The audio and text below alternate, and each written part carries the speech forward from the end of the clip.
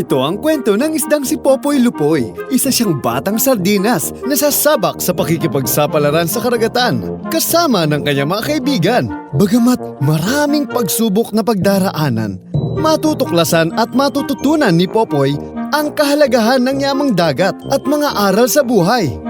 Samahan natin si Popoy Lupoy sa kanyang mga adventures! Ang palaruan sa karagatan.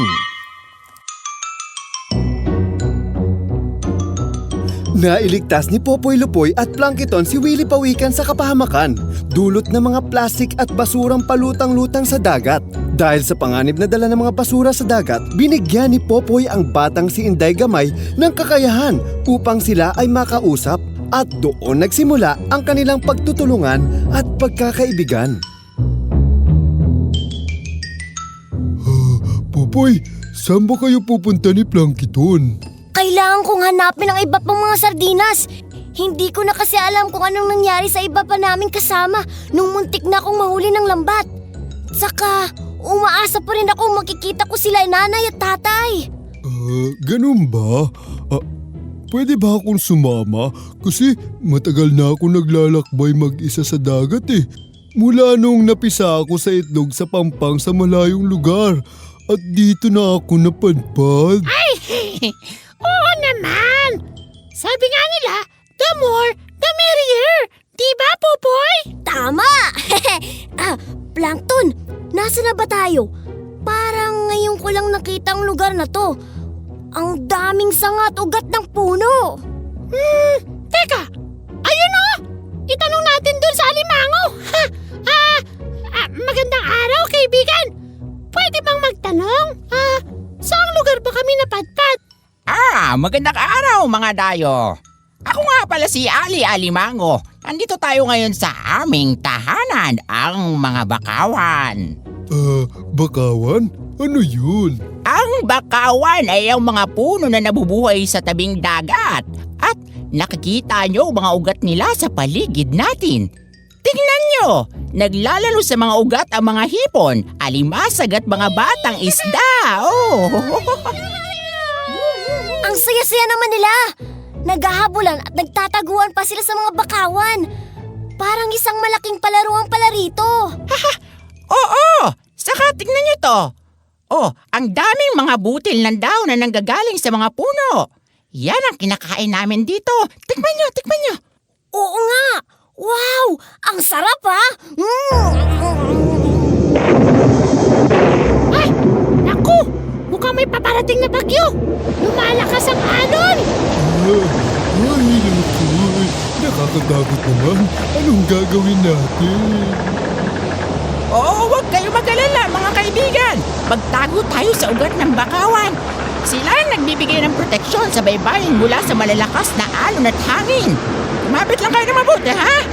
Sige, dito na tayo maghintay hanggang sa bumuti ang panahon.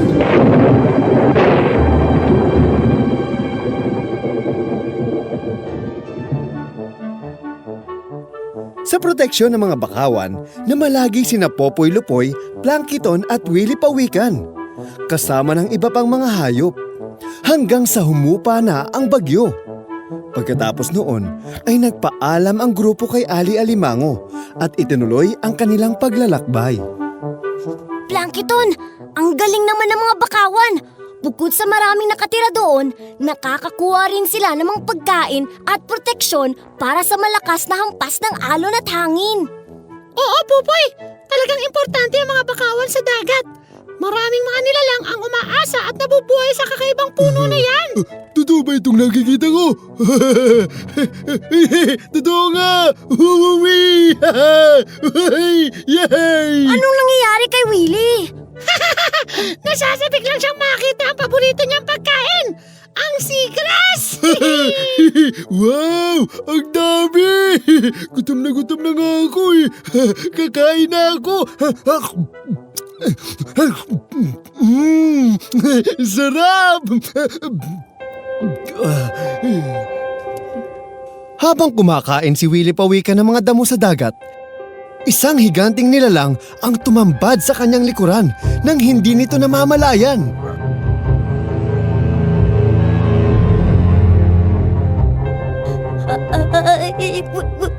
Willie, tumingin ka sa likuran mo! Bakit? Sarap talaga ng seagrass. May higante sa likod mo! Ano ba yung sinasabi mo, Popoy? Sige na nga. Tingnan ko nga. Kumusta kayo dyan? Huwag kayong mag-alala. Hindi ko kayo kakainin. Ako nga pala si Dugol Dugong. Ako ang namamahala rito sa malawak na damuhan. Oo nga, Popoy! Willie, isa siyang dugong! Kahit na malaki siya, mabait naman siya! Kaya huwag kayong matakot! At damo lang ang kinakain niya! Pasensya na po kayo. Di ko na kasi mapigilang kumain ng seagrass eh. Sa inyo po bala ito? Hindi naman. Kahit sino pwedeng kumain at mamalagi dito sa damuhan. Sige lang, magpakabusog kayo. Ang ganda naman po rito! Marami po bang nakatira rito sa damuhan? Oo naman. Maraming maliliit na isda, mga laan, kabibe at iba't ibang nilalang ang naninirahan dito. Ano nangyayari? Parang yumayanig! May mga alikabok at burak galing sa kalupaan! Ah! Ano nangyayari? Anong gagawin natin? Hindi ako makahinga sa burak. Magtago kayo sa mga seagrass. Bibigyan kayo ng proteksyon nito. Nagtago ang magkakaibigan sa damuhan hanggang humupa ang alikabok at burak na nanggaling sa kalupaan. Makaraan yon ay ipinagpatuloy ng tatlo ang kanilang paglangoy at natunto nila ang isang makulay na lugar na tila isang hardin. At doon ay nakilala nila ang isang butterfly fish, si Parparia. Buti na lang may mga damuhan doon at nakapagtago tayo. Kundi siguro hindi na tayo nakahinga. Oo nga, Willie! Aba, ang ganda naman dito! Ang daming kulay! Ang gaganda ng mga halaman! Oh, bato ba sila? Nagkakamali ka, Batang Sardinas! Sila ay hindi mga bato o halaman, kundi mga hayop din na katulad natin. Sila ay mga coral na binuo ng mga polyp. Ganun po ba? Magandang araw po sa inyo. Ako po pala si Popoy Lupoy. Kasama ko po sila Willie Pawikan at Plankton. Ako si Parparia. Kabilang ako sa mga nilalang na naninirahan dito sa Coral Reef. Sila ang mga kakaibang organismo na nagsama-sama sa bahaging ito ng dagat.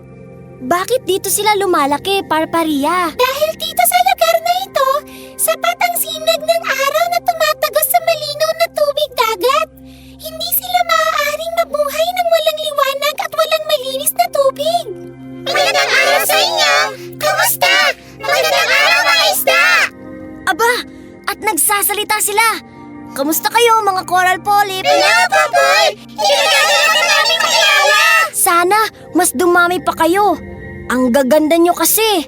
Tsaka maraming naninirang isda at iba pang mga hayop dito. Kailangan pa ng napakatagal na panahon bago lumaki ang mga coral, Popoy. Madalas, ilang sentimetro lamang ang paglaki nila sa isang taon. Kaya't ang nakikita mo ngayon ay ilang dekada na ng kanilang buhay. Kaya kapag may nasira sa kanila, ganoon din katagal ang panahon kailangan para bumalik sila at magparami. Ganun po ba? Napakatagal naman po pala ng kailangan para sila dumami. Hindi lang yan. Dito sa lugar na ito rin namumuhay ang iba pang mga isda. Dito lumalaki ang mga batang maya-maya at lapu-lapu na kailangan pa ng 5 taon bago magsilang. Kaya dapat ipagbawal ang panguhuli ng mga isda sa lugar na ito dahil sadyang bata pa sila.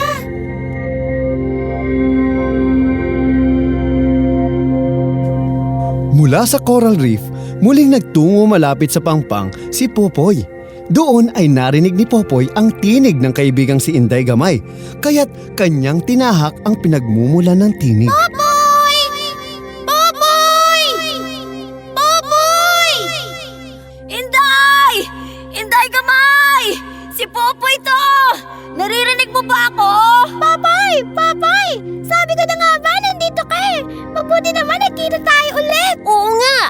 Alam mo, marami akong napuntahang lugar dito sa paligid ng baybayin. Marami akong nakilalang mga nilalang. Mayroong dugong sa mga damuhan. May mga batang isda sa bakawan at marami ring coral sa banda doon. Oo nga, Popoy. Alam ko kung gaano ka-importante ang mga lugar na yan. Natirahan ng maraming mga isda at lamang dagat. Nakikita mo ba ang malaking karatula na yon sa beach? May nakasulat doon na Marine Protected Area. Anong ibig sabihin nun, Inday? Ibig sabihin, bawal sirain ang mga bakawan, damong dagat at mga koral. Pinoprotektahan ng mga opisyal ng pamahalaan ang mga tahanan at pinagkukunan ng pagkain ng mga isda. Wow!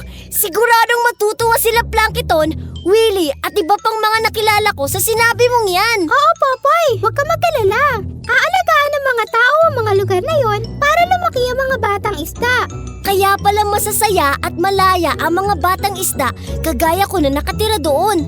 Sana ganito rin kapayapa sa buong karagatan, lalo na sa tahanan naming mga sardinas. Sana makuwi na rin ako sa amin. Huwag kang mag-alala, Popoy. Siguradong makakarating ka rin sa iyong tahanan at makakasama mo ang iba pang mga sardinas. Salamat, Inday! Salamat, kaibigan!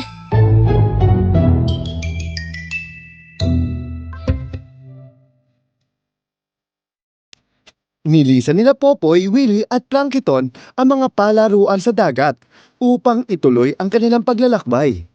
Ngunit dala ni Popoy ang mga kaalaman hinggil sa tahanan ng mga lamang dagat at ang pangakong gagawin niya ang lahat upang ito ay maprotektahan. Muling samahan si Popoy Lupoy sa kanyang mga adventure sa susunod naming pagtatanghal.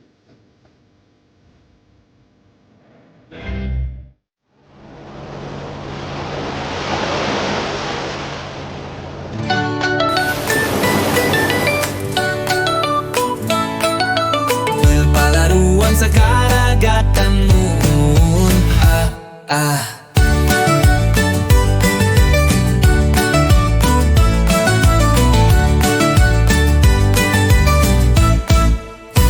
Do sa bakawan, tayo'y maglaro. Hipon alimango, nagtatago. Sa ugat ng puno, may tahanan. Ligtas sa ahon, sa hangin, sa ulan.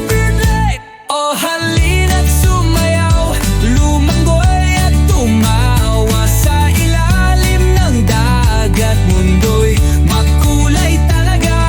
Ingatan ng tahanan ng mga isda para sa kinabukasan. Protektahan na.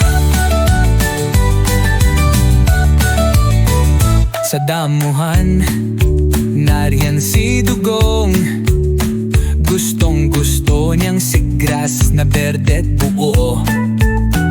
Si Willie pawikan, gutom na naman. Tikman mo rin, wag lang ubusin lahat. Ahalin at sumayaw, lumangoy at tumawa. Sa ilalim ng dagat, mundo'y makulay talaga. Ingatan ng tahanan ng mga isda para sa kinabukasan. Protektahan na.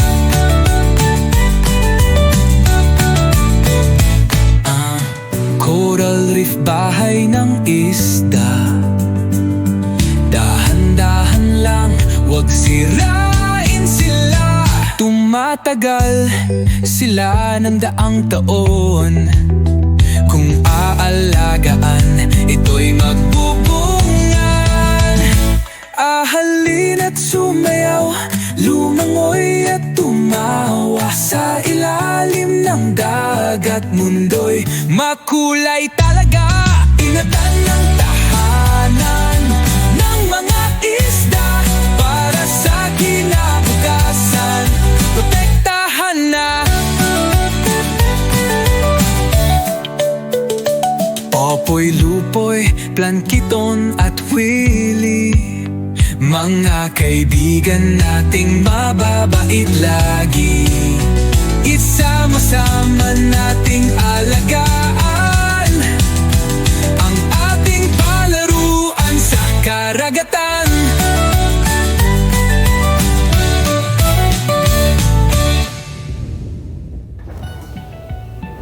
Popoy Lupoy, Plankton at Willie. Mga kaibigan nating mababait lagi. Sama-sama nating alagaan ang ating palaruan sa karagatan.